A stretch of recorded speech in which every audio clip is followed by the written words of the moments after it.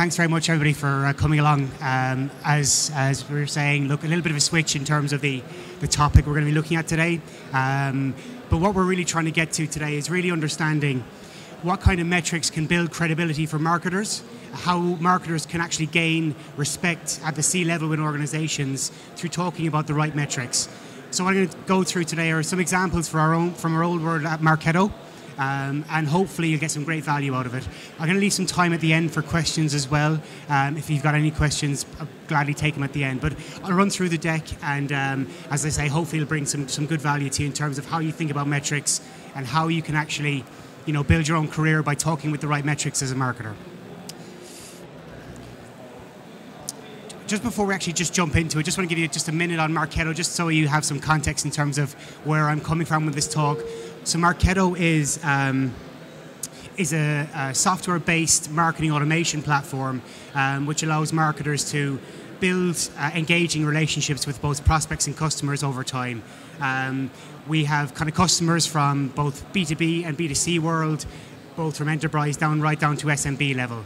That's enough about Marketo. We'll get on and actually get into the content of the talk today. So, as I mentioned, it's really talking about how marketers can build credibility by using the right metrics, and we're going to talk about what those right metrics are for marketers, those being revenue metrics and marketing program performance metrics as well. So, first of all, maybe just to take a look now. A lot of us obviously here are marketers. If we were asked the question, what would 10% of extra budget do to our revenue generation from a marketing perspective? A lot of us probably couldn't answer that question or wouldn't have a full, clear picture of what that would actually do. Some research that was done a couple of years ago, said that about just under half of all the marketers that were surveyed said they didn't know what 10% extra budget would do to their revenue generation of their company. So I think that kind of says a lot, and we actually carried out some research ourselves this year in the UK with UK marketers, and it was 74% of marketers who weren't able to forecast future revenue, based on additional profit or additional budget being available. So I think it's a problem that a lot of marketers have. We can all kind of measure the investment in marketing, the cost per lead, etc. But when it comes to actually forecasting what's going to happen when we spend additional in one of our channels, that's where it gets murky, and that's where marketers maybe find it challenging to gain credibility within their organization. So just on this, so we're going to look at maybe some of the wrong metrics that marketers have been using.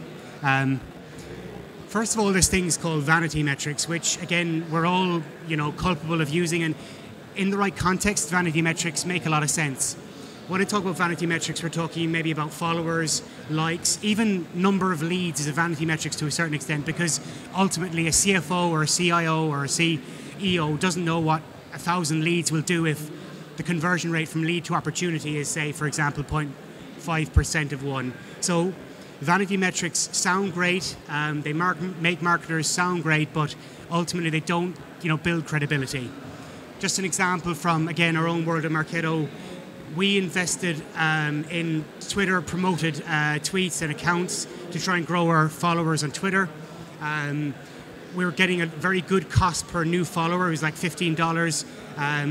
But when our CMO went to the CEO looking for additional budget for that, the CFO asked the CMO what was the actual value of an additional follower, and we didn't have the answer. We didn't know what it actually meant. So again, just emphasizing that vanity metrics, in the right context, they make sense and have value, but ultimately they don't tell you what's happening to your revenue, so be careful.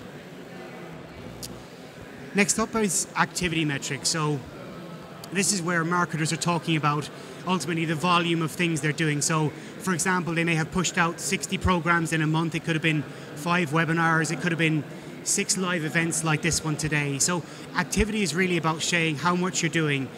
But, as we all know, we can be doing a lot of work to generate very little return. So another metric that we need to be careful of is, activity metrics. Finally, in terms of the metrics which kind of take away marketing credibility are their cost metrics. So again, this is where marketers frame all their activity in terms of how much it costs. So, cost per lead, cost per million impressions. It's really about saying that And building a kind of an awareness of marketing as being a cost center for a business, not a revenue center. So when as a marketer you're going around saying I've reduced the cost per lead, from £50 to £20, that's great in your world, but people in the finance department may say, well, if you can get cheaper leads, I'm going to give you less budget. So it's really kind of one to really be careful of, just in terms of saying everything is a cost for marketing. So I suppose if they're the wrong metrics or the metrics which may chip away at marketing credibility, what are the right metrics? And we've kind of defined them into two big buckets. The first one are revenue cycle metrics and forecasts. So this is where essentially marketers are able to say, the impact of their marketing activity on the bottom line for the organization. These are revenue metrics. So, for example, if you generate 1,000 leads, how many of those leads will move through your revenue funnel down towards becoming an opportunity or a sale? So these are the type of metrics which can build marketing credibility. And the other one obviously is related to that is being able to predict. So say, for example, at the top of the funnel, you're generating, 5,000 leads per month. Great, activity at the top of the funnel. If you can predict how quickly people move through your funnel, the percentage of people who move through your funnel down towards becoming a customer, then again, that's another great way of actually building marketing credibility. And then the other one, the other kind of major bucket is program performance. So as a marketing organization function within your companies, you're going to have a list of 10 or 15 programs or channels that you're actually marketing through. If you can actually list those and say the cost per opportunity or the cost per sale in each of these, the number of targets, the velocity from the point where you capture the name right down to where they actually become a customer, if you have that program specific data, then you can actually make decisions between whether you increase your PPC spend and pull back and display, or whether you actually discontinue doing, for example, live events. So they're the two big buckets that we're actually going to be focusing on. So there's just a tweetable, if you want to just tweet that out, just about, reporting. Ultimately, we're all, I do manage PPC for Marketo, and every month I get loads of reports. And ultimately, there's only one report that my manager and her manager needs, and that is, what's the ROI from PPC, and is it going in the right direction? So ultimately, be careful of reporting for reporting's sake. Report when it actually tells you things about the business and the health of your business. So as I say, the first big bucket is revenue cycle metrics, and I'm going to just talk you through Marketo's revenue cycle and how we view revenue generation within our company. And I think it's a model which a lot of companies are adopting or have adopted, and hopefully it might just give you some insight. So this is kind of the revenue cycle or funnel at Marketo. And just to say that revenue is not generated from one department within Marketo.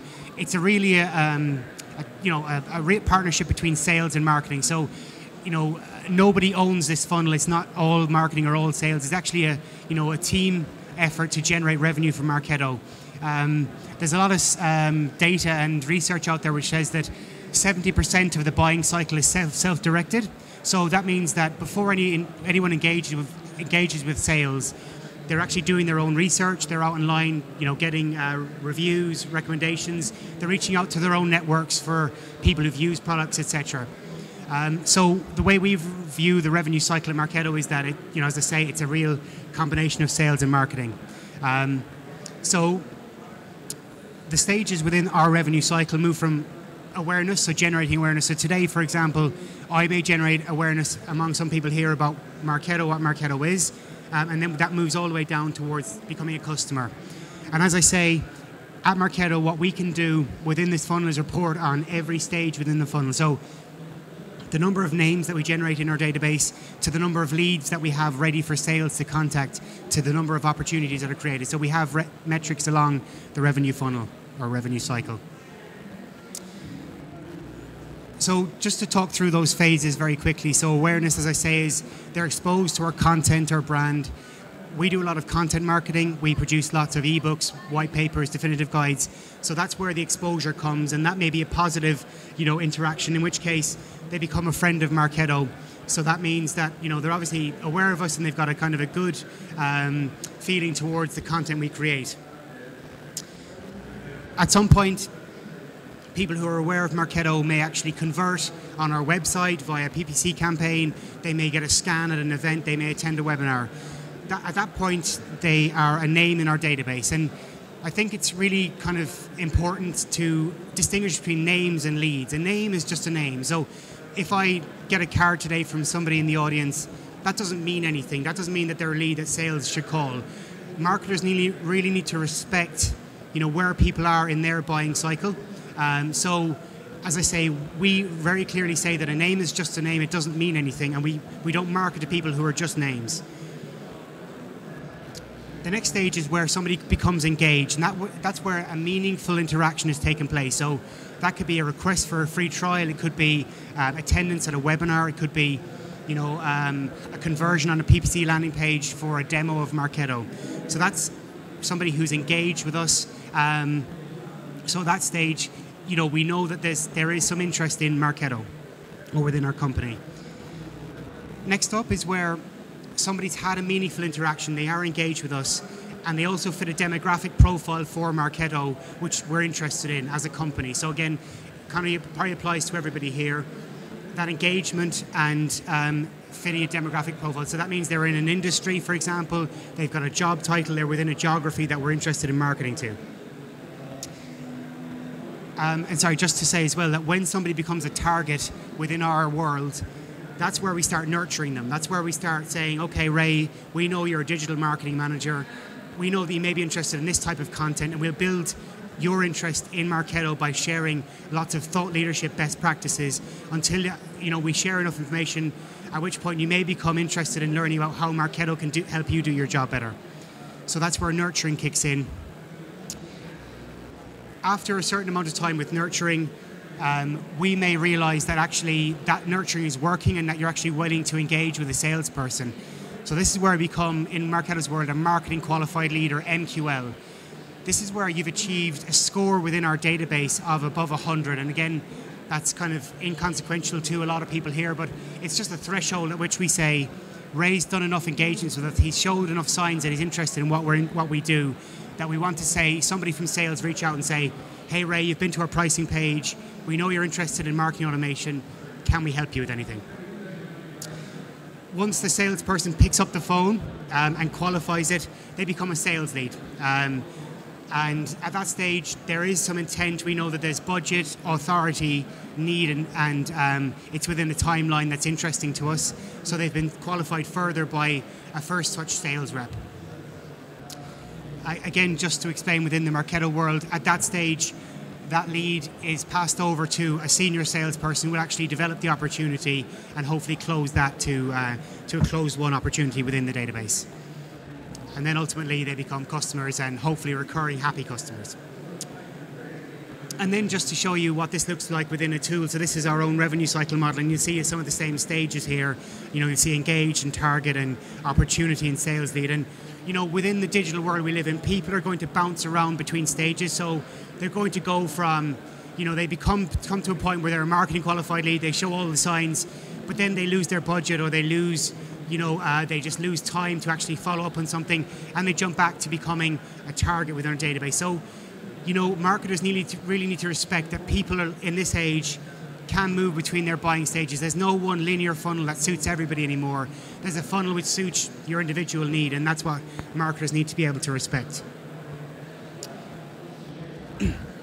And then, just to kind of move on, so when you can actually define a funnel and you've got that agreed with sales and you have SLAs between how long sales take to follow up with leads who you passed across, etc., then you can start reporting on really important metrics which allow you to forecast into the future. So, what are the balance of leads between your marketing qualified lead stage to SQL stage, sales qualified leads to opportunity? What's the flow? So you can see within a funnel, are people getting stuck at their target stage? So they're getting lots of good information, they're getting nurtured, but they're not moving on. So how can you actually push people from one stage to the next? And then what's the velocity? So depending on the business you work in, some people may move from, lead to opportunity within, a month or 2 months. For us, it's somewhere between 6 and 8 months, and that depends on your company. So understanding the lead velocity and the velocity within your marketing database is a really powerful tool, as a marketer. And then once you do that, again, you can drill down by program. So how do those metrics look within a particular program? So for example, with content marketing, how long does it take from somebody to consume their first piece of content to becoming, a customer of yours, or with PPC?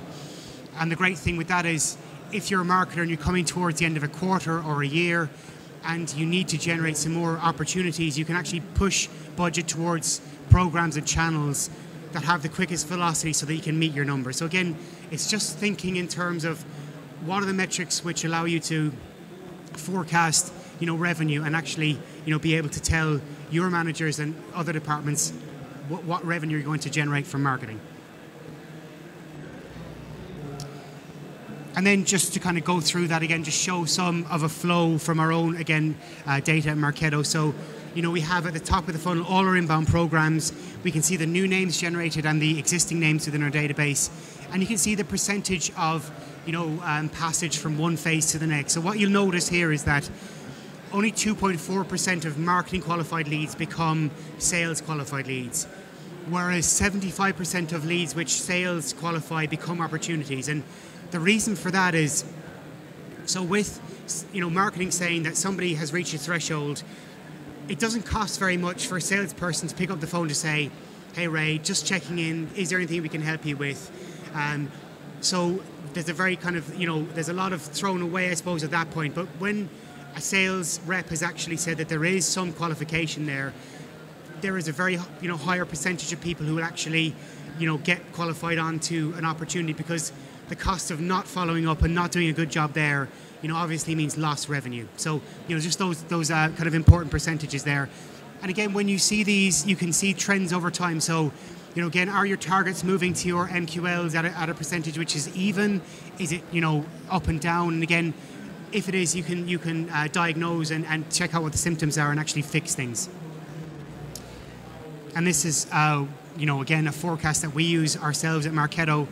Again, it's just being able to commit. So, for example, in a quarter's time, we're going to generate 282 opportunities for our organization.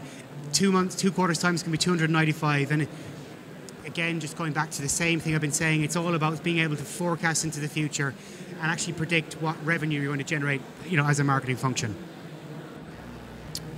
Again, just another tweetable. I'm not sure if this is even 140 characters, so apologies if not. But the sentiment is just basically saying that, a trusted marketing forecast is, the single most important thing to, establishing marketing a revenue center, not a cost center.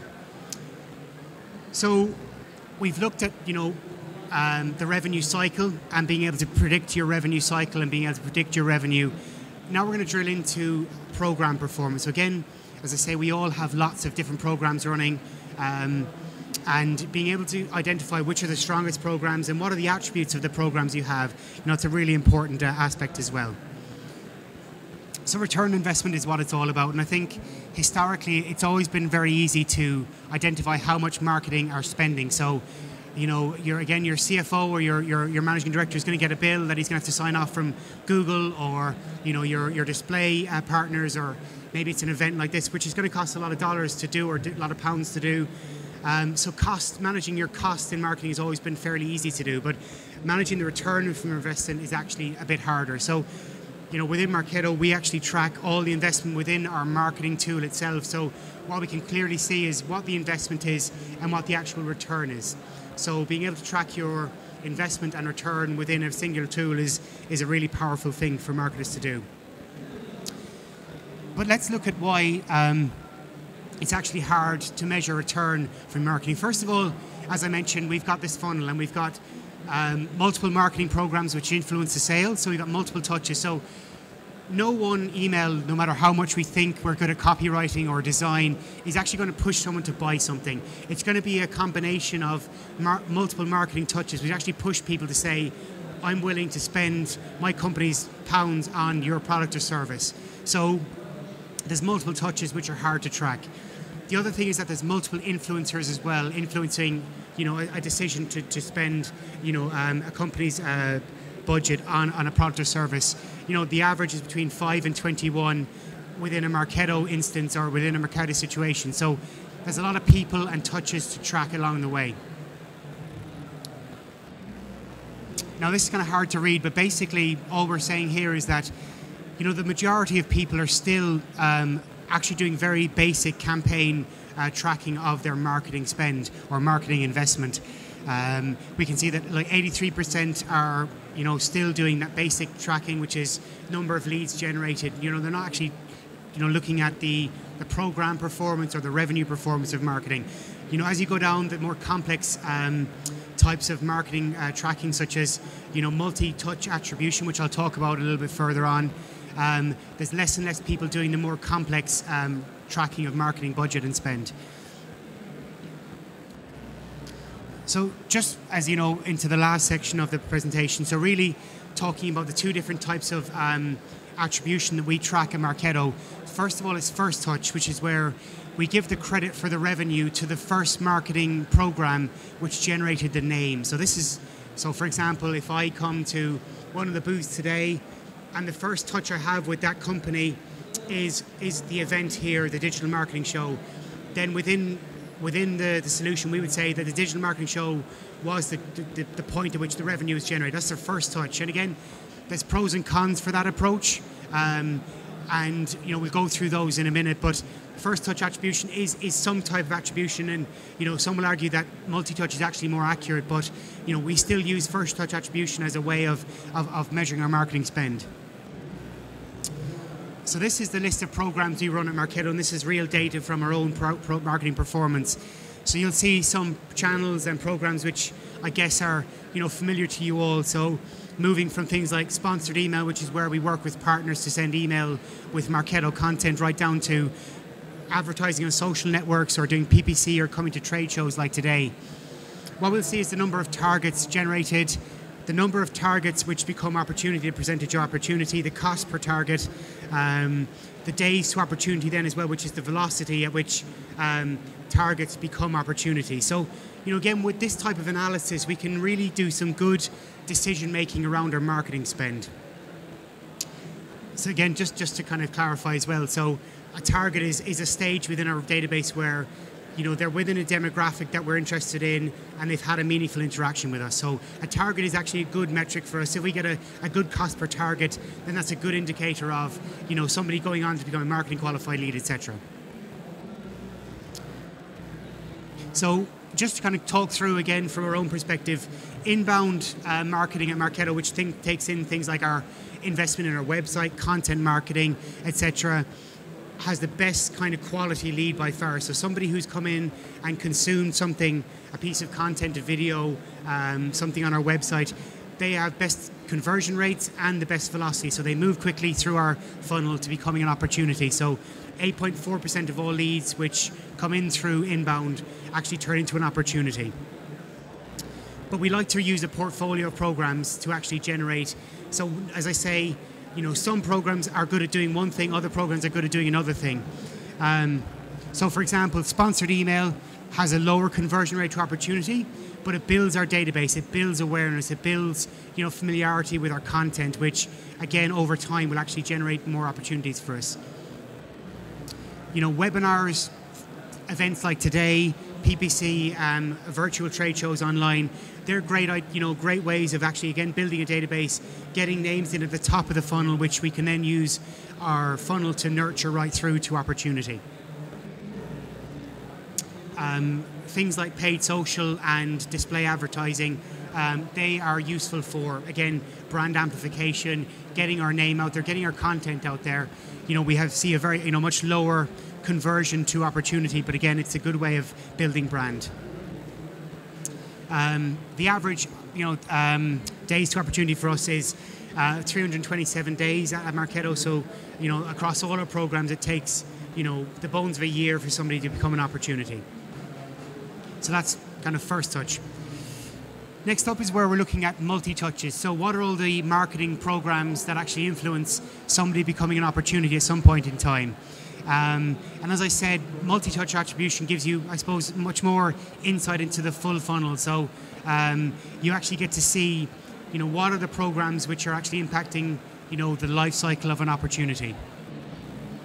So this is a screenshot from our own tool, Marketo, and what we can see here is that we can actually look at all the marketing touches along the way which actually influence the opportunity being created and closed. So on the right hand side here we can see the opportunity roles. So we talked about multiple influencers within an opportunity. On the right hand side you'll see there's 2 opportunity roles, and there's 5 people from that company who are within our database again who may be influencing the opportunity being created. But again, by having this view you can actually see that it's not just the first program which brings them in which actually has the impact. It could be a good conversation that you have at an event. It could be a webinar that somebody attends, which actually, really makes the difference. And again, this is the same screen there. Sorry, duplicate there. Just in terms of breaking down multi-touch attribution, apologies if this is a bit simplistic, but just to kind of give you a real-world example, which is, again, highly simplified, but say an opportunity is worth $100,000 and there's 3 people within a company who are influencing that opportunity being created. If 2 of the people attend the same trade show, then that trade show will get more of the opportunity revenue than the other touches along the way. So in this example, the trade show is attributed $50,000 of the revenue, whereas the seminar and the direct mail, which only had 1 kind of impact on people within the opportunity, actually gets attributed to that. So I haven't explained that very well, but I think hopefully it's simple enough that you've kind of got what I'm trying to say. It's just really breaking down, the amount of impact that a particular event or program has on the creation of the revenue.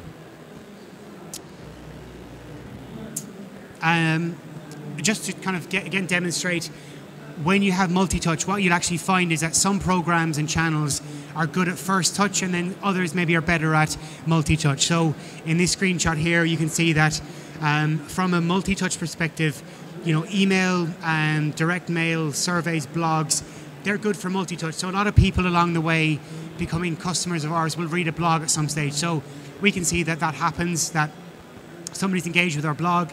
But from a first touch perspective, very few people actually come in via the blog as a first touch. Whereas things like referral, sales outbound, they're the better first touch programs for Marketo.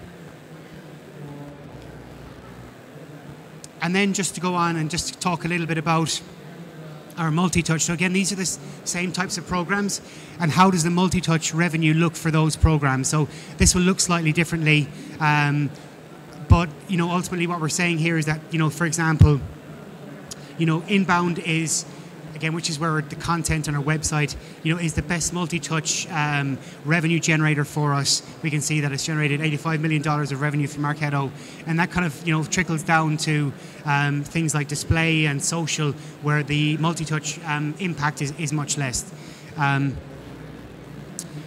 So multi-touch inbound, as I say, is 58% of our overall revenue. Paid programs is 42%. Now, I think some companies are moving towards a model where they're trying to push inbound as much as possible, where you're ultimately not paying for the leads you're generating. We at Marketo like to do a mix of both paid and inbound programs. Paid is a great way of amplifying your message and your content out into the market. So we really believe in a mix between paid and inbound marketing tactics at Marketo. And a good ratio or metric we use is our multi-touch pipeline created divided by the investment. So if we generate, for example, $85 million of revenue from a particular program, and the ratio to the investment is 10 to 1, then that's great. If it's greater than 1, it's a good return for us. If it's less than 5, then we actually look at closing down that channel or pulling back our investment there. The other thing just to mention as well is that, within a particular channel, so within, for example, events, so coming to a show like today, some events have a really good return on investment, other events don't, so we try and average out across all the events we do, not just pick one good event and say, well, the return from this event was really good, so we actually try and average it out, so we get a good reflection across all the events we do in terms of which are the best in terms of generating revenue. And then just finally to wrap up before taking some questions, when communicating your metrics to management, I guess just a few key takeaways. Make metrics relevant to your audience. So as I say, we talk about vanity metrics, activity metrics. So when we're talking within a marketing, catch-up or meeting, volume of things and activity is an important metric. But when you're communicating outside your department, again, to other departments like sales and finance, use metrics that are relevant to the audience. Don't, bombard people with lots of metrics that don't really mean anything to revenue. Within your own marketing teams, make sure that all the marketing people within your department are aligned to a metric so they know what metric they should be trying to move. Set targets for your metrics, again, very basic, but again, make sure you know what success looks like for each of your metrics. And then, within your organization, find the best platform to share and discuss the metrics that you're actually using. So dashboards, tools for actually, reporting on the metrics and having a central place where you actually know, what's happening to your metrics. And sorry, just one final summary in terms of how you actually, measure, improve your funnel along the way. So once you have these metrics in place, what you can do is target the high value and high potential top of the funnel activities. Improve the conversion rate later in the funnel. So the handoff between your sales and marketing teams is really critical. Make sure that you've got agreements in place so that sales will follow up on leads within particular timeframes once they've been qualified by marketing. So be it 24 hours, be it 48 hours, whatever it is, depending on your business. So that's really important. Reduce leakage with better kind of integrations to your other systems like your CRM. Accelerate the leakage of low potential prospects. So again, when somebody's not going to kind of move along your funnel, have ways of quickly kind of, moving them out of the funnel and taking them out of your nurture streams, etc., so that they're not kind of clogging up your funnel ultimately. And then, gain efficiency by kind of taking out programs which don't ultimately generate revenue. So I've rambled on very quickly for 35 minutes now approximately. Apologies, I've gone quite quickly, and as I say, it wasn't really the deck I had prepared to talk to you about, but I hope it was of use. Love to take some questions if you've got any. As I mentioned before, if people wanted to talk about or hear about the engagement stuff that I was going to talk about, I'm happy to share the deck with you via email after today.